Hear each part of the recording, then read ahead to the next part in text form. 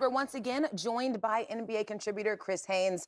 Now, Chris, clear something up for me. A few days before his release, CP3 posted a screenshot on his Instagram story with the definition of the word leeway. Looking back, what was that all about? Yeah, so that occurred from a game against the Dallas Mavericks, their last home game they played. It was in the fourth quarter. Kawhi Leonard is on a minute restriction, and sources told me that when he was guarding Klay Thompson, he was struggling when he got into the game after sitting down for a while. He was struggling keeping up with Klay Thompson.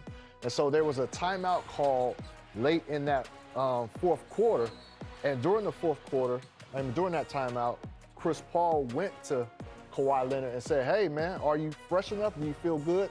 Do you feel like you can stick with Klay Thompson?" And he asked the teammates, he said, "Hey, y'all might want to switch this. Wait till he gets warm until he goes and guards Klay. Klay is killing, had about 5-6 threes at that point." And so they ended up switching the matchup, the assignment.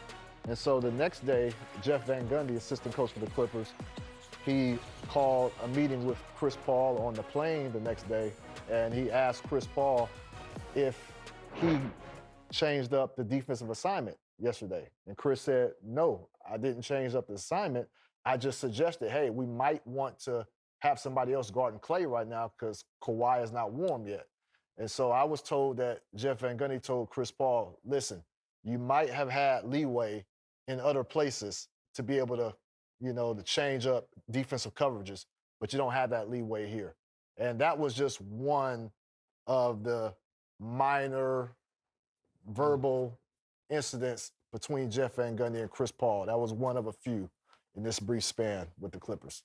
I mean, you hear that story, the leeway, the Instagram story post. What do you make of how Chris Paul's either vocal nature or leadership has continued to come up in these conversations? I mean, just speaking on this specific incident that Chris is talking about, I've had those conversations with guys as we're leaving the huddle. Hey, let's try to look at this. Let's try to look at that.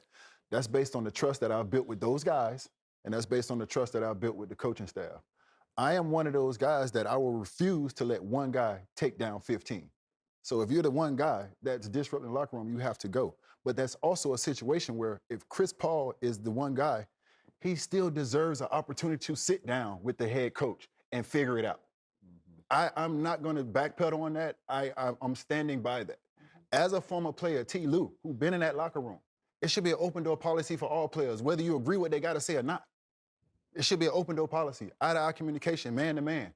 And whether we agree or not, we at least got it off our chest. There's been plenty of times that me and Spo have been in that office. We did not agree, and we still ain't agreed. 10 years later, I'm retired, and we would not agree about certain things, but we got it out.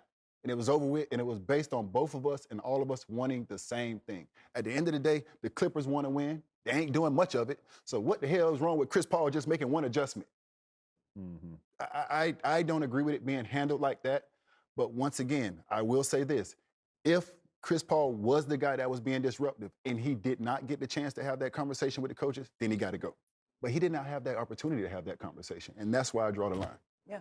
Yeah, I think on most teams I've been on, and especially the Clippers teams with Chris Paul and DeAndre and JJ and all these guys, we would have conversations on our own all the time. And that didn't mean we were changing defensive coverages. We were talking things out. And players have to have the ability to talk things out.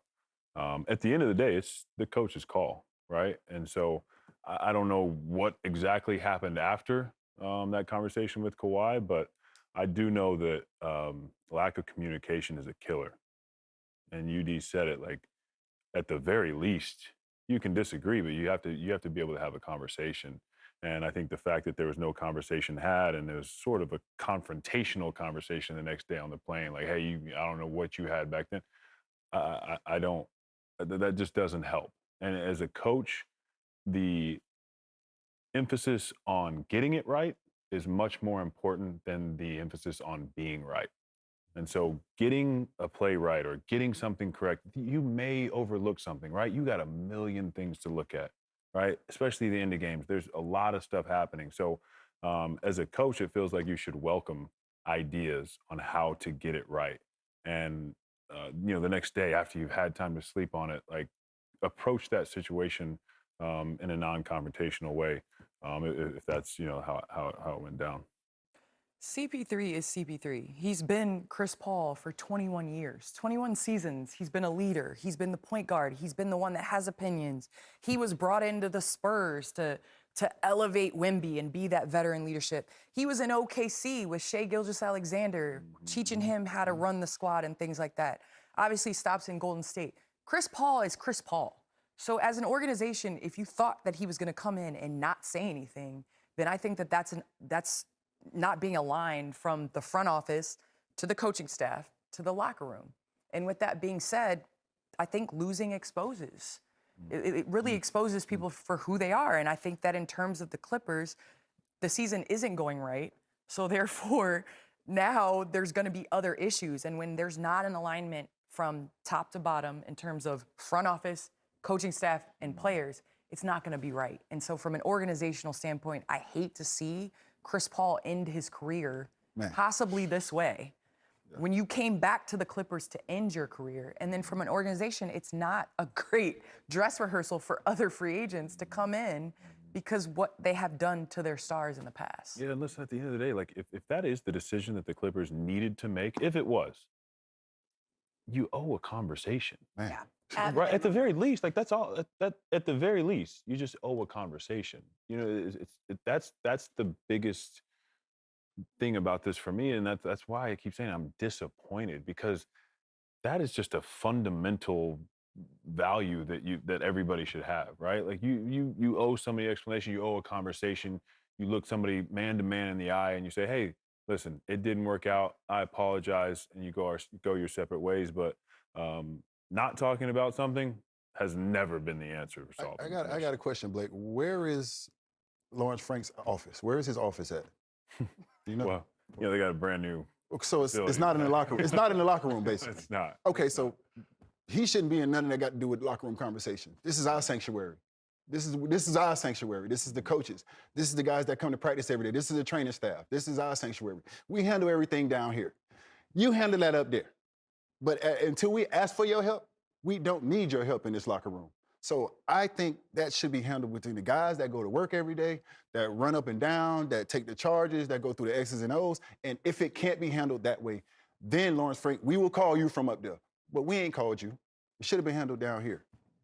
I'm Taylor Rooks with NBA on Prime. Thanks so much for watching. Don't forget to hit that subscribe button to see interviews with your favorite players, experience the most exciting moments from around the league, and see what the NBA on Prime crew is up to all season long. And remember, you can hang out with us live each week during the NBA season, only on Prime.